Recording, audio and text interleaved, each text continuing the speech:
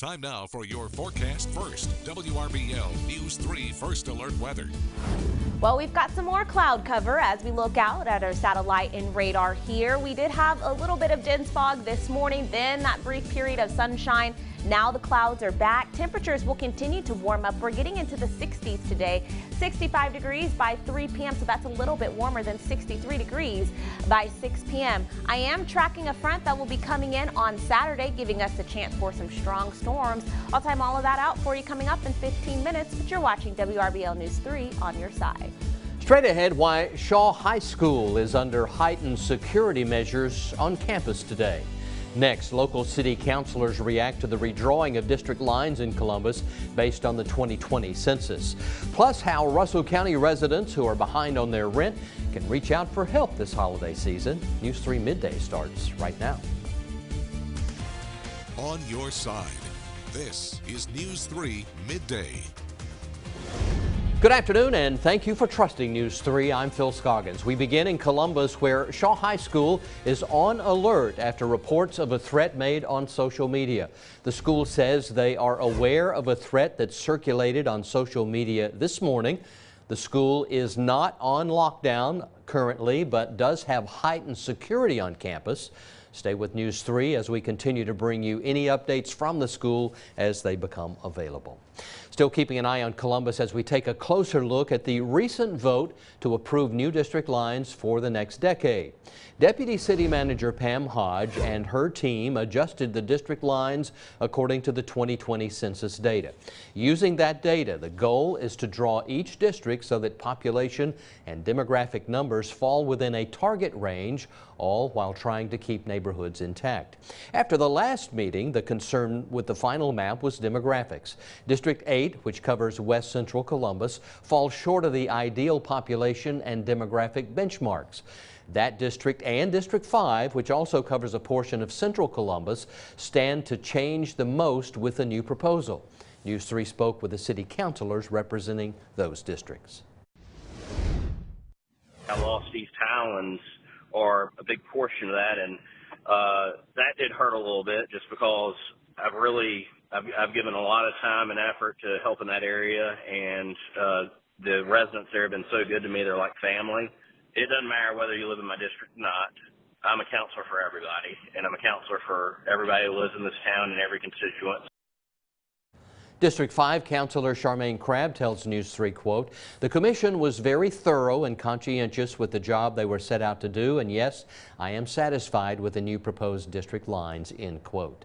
The maps have been sent to the Georgia Legislative and Congressional Reapportionment Office.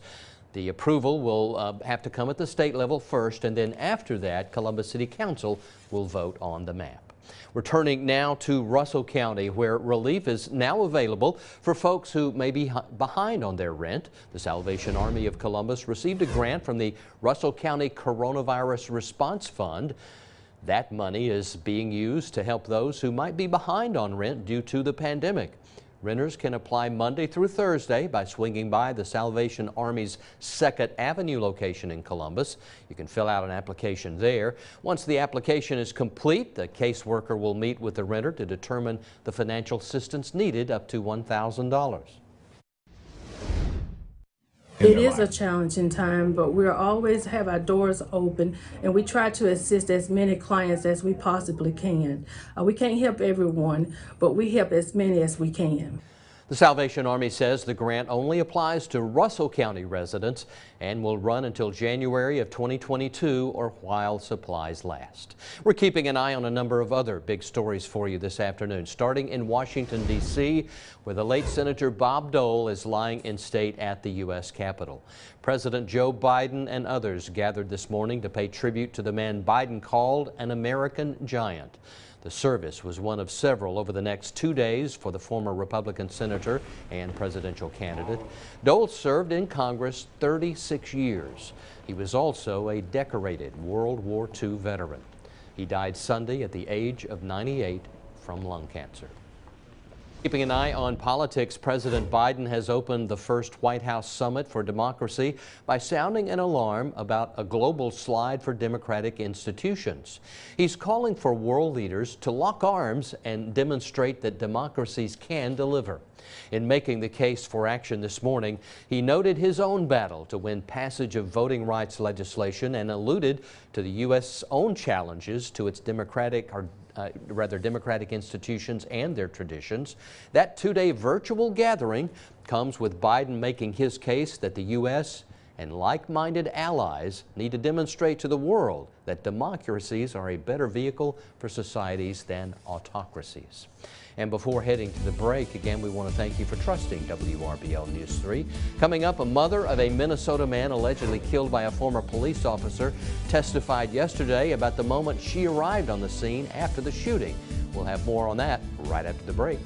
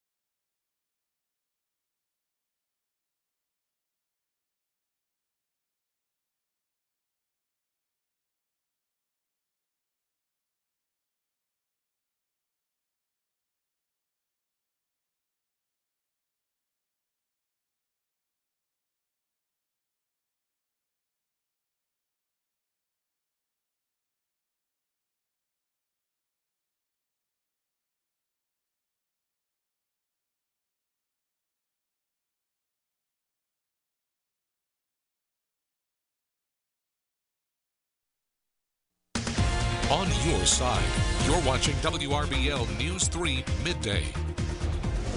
The trial of a former police officer charged with killing a young man continues today in Minneapolis. The mother of the slain man took the stand yesterday, recounting the final moments with her son. David Schumann has the story. He called me to tell me that he has been pulled over. In Wednesday's emotional testimony, Katie Bryant recounted one of her final conversations with her son, Dante Wright, before he was shot and killed by police on April 11th. I am Katie Bryant, his mom. I want to see now. Body cam video shows Bryant arriving at the scene after Wright's girlfriend video called her from the car and showed her Wright's body. I wanted to hold him. And I wanted wanted to protect him because that's what mothers do. Police pulled Wright over for expired license plate tags and an air freshener hanging from his rearview mirror, which is illegal in Minnesota, and discovered he had an outstanding warrant. Video from Officer Kim Potter's body cam shows police attempting to arrest Wright. Before Wright gets back in his car, Potter then pulls out her gun and shouts, "Taser." I'll tase you! Taser, taser, taser! Before shooting Wright in the chest. This case is about the defendant, Kimberly Potter, betraying her badge and betraying her oath. Minnesota Assistant Attorney General Erin Eldridge argued that Potter, a 26-year veteran, violated her firearms training. I shot him! Oh my God! Oh my God! Oh my God!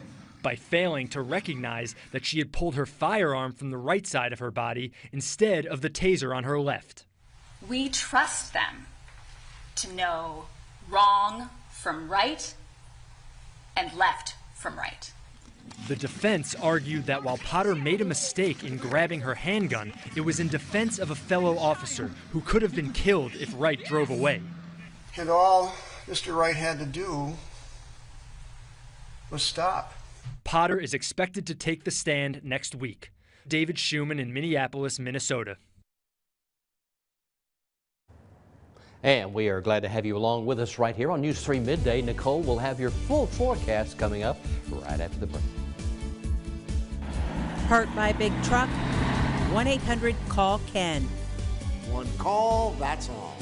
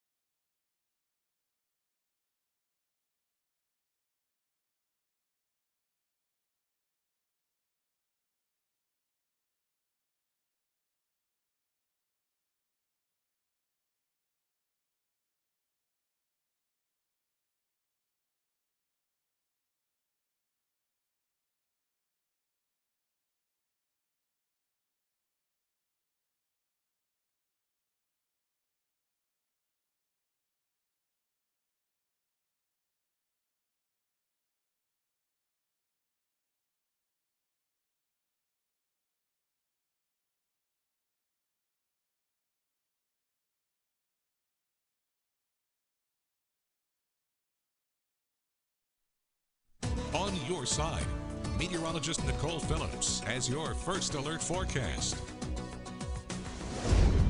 Well, we had dense fog this morning. Now we are dealing with overcast skies. So we did have a little bit of sun in between the fog and the cloud cover, but it is cool with temperatures now sitting in the 50s, 50 degrees up in LaGrange, 54 degrees in Columbus, and 50 in Butler. So heading out, you'll need a jacket or a sweater. Now we are expected to warm up a little bit more as we progress into the afternoon, getting into the middle 60s today, 65 degrees by 3 p.m., 63 by 6 p.m. So overall, not too bad. And our temperatures today too are just a little bit warmer compared to the last couple of days. We'll be in the low to middle 60s all throughout the area, so honestly not bad at all. Now there will be some big changes in our forecast. Here's what's going on. Right now, as we look at our satellite and radar, it's calm. We've got the clouds moving on in, but our next system is out towards the west, and this will be moving in as we go into Saturday. That's going to give us that chance for some strong storms by Saturday afternoon and evening. Now, before it gets here, it's going to cause some severe weather into portions of Tennessee, into Mississippi, Arkansas, and down towards Louisiana. This will slide off towards the east. So on Saturday, as of right now, we have a level 1. So this is a marginal risk for severe weather. And the primary threats are going to be damaging winds, although there is a very small chance for a brief spin-up tornado. But again, we are a few days away, so this will most likely change as we get closer and closer to Saturday. So here's how the rest of Friday will shape up. So overnight or later on this evening into early Friday, there will be a band of rain that will move off towards the northeast. Then a warm front will move in as we go into Friday morning, giving us that chance for a few showers. Now we're going to keep that chance into the afternoon as well. But one of the big things that you'll notice about Friday is it will be warmer. We're going to see our temperatures up into the middle 70s. We'll see an increased moisture moving on in, so it'll be a little bit muggy. It'll almost feel like spring on Friday. This is going to set our atmosphere up for that chance for some strong storms as we go into Saturday out ahead and along the front. The actual front doesn't make it in until about 8 p.m. So it's one of the reasons why we are weather aware, again, because we'll have the humidity, the temperatures will be warm, and our atmosphere just a little bit unstable. So 75 on Friday, weather aware on Saturday, 71 degrees. We're in the 50s Sunday and Monday, but not for long, Phil. We'll be back into the upper 60s to low 70s by the middle of next week. Hey, I'll tell you, you told us that if you just wait a while, the temperatures will change. It's going to be quite nice for the next couple of days, but then look, it's 58 again on Sunday. I know. Just hang on, it'll change. Yes. All right, thanks so much, Nicole. Just ahead, the final child tax credit payment could come this month if the Senate doesn't act soon to extend those payments. We'll have more details for you coming up right after the break.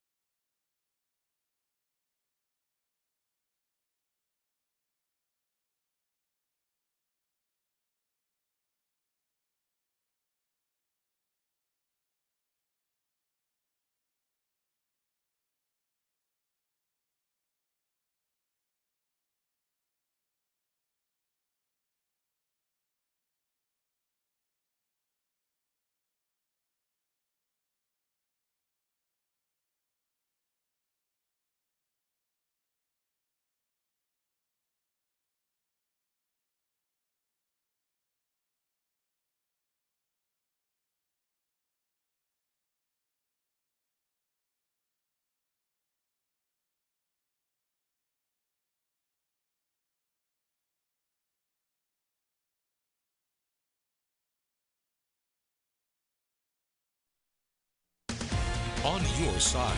You're watching WRBL News 3 Midday.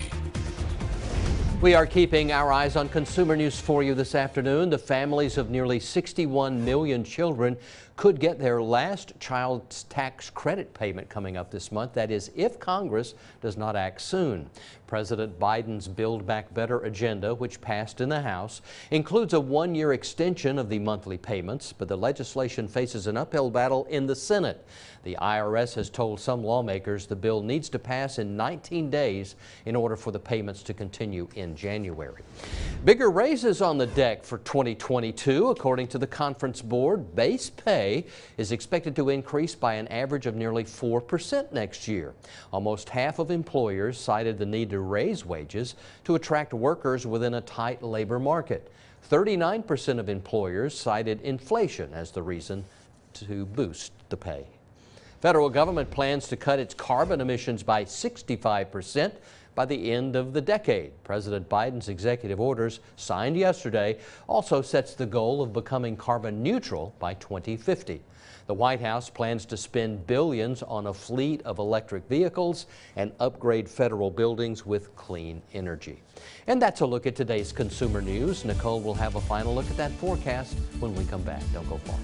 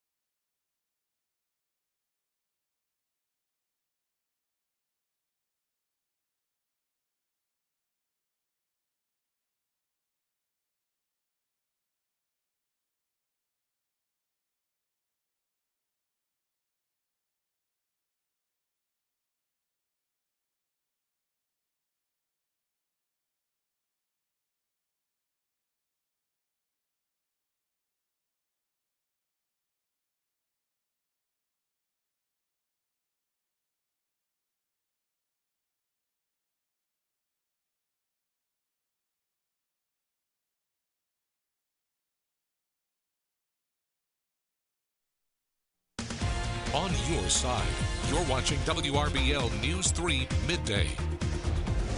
We want to be sure and thank everyone who came out to Rivertown Ford yesterday in support of our Holiday Heroes campaign. Our final campaign day for this season will be Wednesday, December 15th.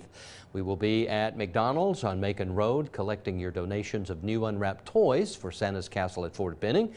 Of course, we'll also be collecting new or gently used cold weather gear for Valley Rescue Mission, and we hope you can join us. As we approach International Women's Month coming up next March, WRBL is recognizing the contributions women are making to our nation and to our local communities. Remarkable Women is part of a nationwide Nexstar media effort to honor the influence women have had on public policy, social progress, and quality of life.